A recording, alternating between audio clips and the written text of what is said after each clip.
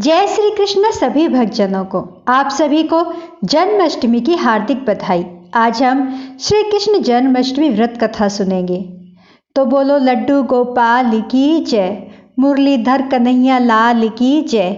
आज मैं पहले आपको जन्माष्टमी पर जिन मंत्रों का जाप करना चाहिए उनके बारे में बताती हूँ। पहला है द्वादशाक्षर श्री कृष्ण मंत्र, ओम नमो भगवते श्री गोविंदाय। श्री कृष्ण मंत्र, ओम नमो भगवते वासुदेवाय नमः। इनमें से आप जिस भी मंत्र का जाप करना चाहे, पूरे दिन मंत्र का जाप करें, श्री कृष्ण भगवान के नाम का जाप करें। हरे कृष्णा पूरा दिन रटे और रात को श्री कृष्ण भगवान के जन्म उत्सव का आयोजन करें, खुशियां बनाएं और मिठाइयाँ बांटें और व्रत खोले, अपना पूजा करें, व्रत खोले। तो शुरू करते हैं श्री कृष्ण भगवान की जन्म गाथा। द्वापर युग में भोजवंशी राजा उग्रसेन मथुरा में राज्य करते थे। उसके आतताई पुत्र कंस ने उसे गद्दी से उतार दिया और स्वयं मथुरा का राजा बन बैठा। कंस की एक बहन देवकी थी जिसे वह बहुत प्रेम करता था, जिसका विवाह वासुदेव नामक यदुवंशी सरदार से हुआ था। एक समय कंस अपनी बहन देवकी को उसकी ससुराल पहुंचाने जा रहा था। रास्ते में आकाशवाणी हुई, हे कंस, जिस देवकी को तू बड़े प्रेम से ले जा रहा है उसी में तेरा काल बसता है। इसी के गर्भ से उत्पन्न 8वां बालक तेरा वध करेगा। यह सुनकर कंस वासुदेव को और देवकी को मारने के लिए उद्यत हुआ।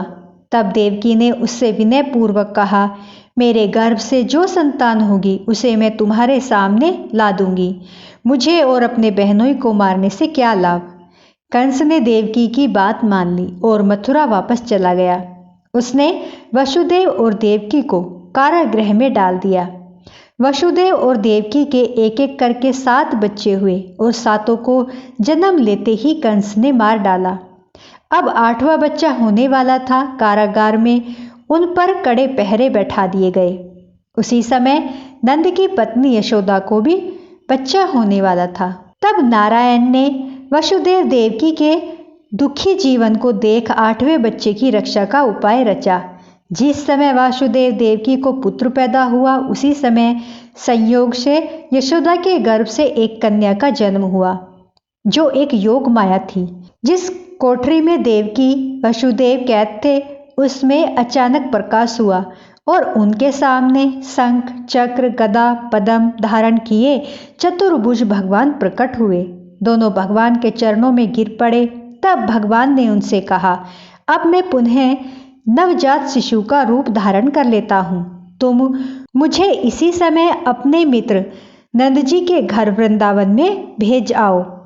उनके यहाँ जो कन्या जन्मी है उसे लाकर कंस के हवाले कर दो। इस समय वातावरण अनुकूल नहीं है, फिर भी तुम चिंता न करो।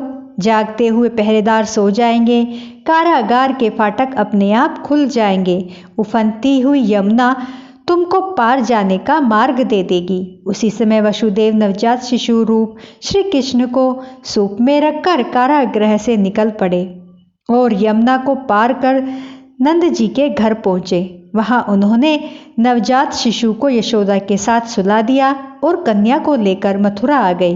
कारागृह के फाटक पूर्वतः बंद हो गए। अब कंस को सूचना मिली कि वसुदेव देवकी को बच्चा पैदा हुआ है। उसने बंदी गृह में जाकर देवकी के हाथ से नवजात कन्या को छीनकर पृथ्वी पर पटक देना चाहा, परंतु वह कन्या आकाश में उड़ गई और वहां से कहा, अरे मूर्ख, मुझे मारने से क्या होगा। तुझे मारने वाला तो वृंदावन में जा पहुंचा है, वह जल्द ही तुझे तेरे पापों का दंड देगा। तो यही थी श्री कृष्ण जन्म कथा। बोलो नंद गोपाल की जय, हाथी घोड़ा पाल की जय, कन्हैया लाल की। तो आज श्री कृष्ण जन्माष्टमी व्रत कथा यहीं पर समाप्त होती है। भक्तों, मेरी वीडियो अगर आपको पसंद आई हो तो प्लीज़ लाइक, सब्सक्राइब, शेयर जरूर करें। आप सभी को हाथ जोड़कर प्रणाम। जय श्री कृष्णा, जय श्री राधे राधे।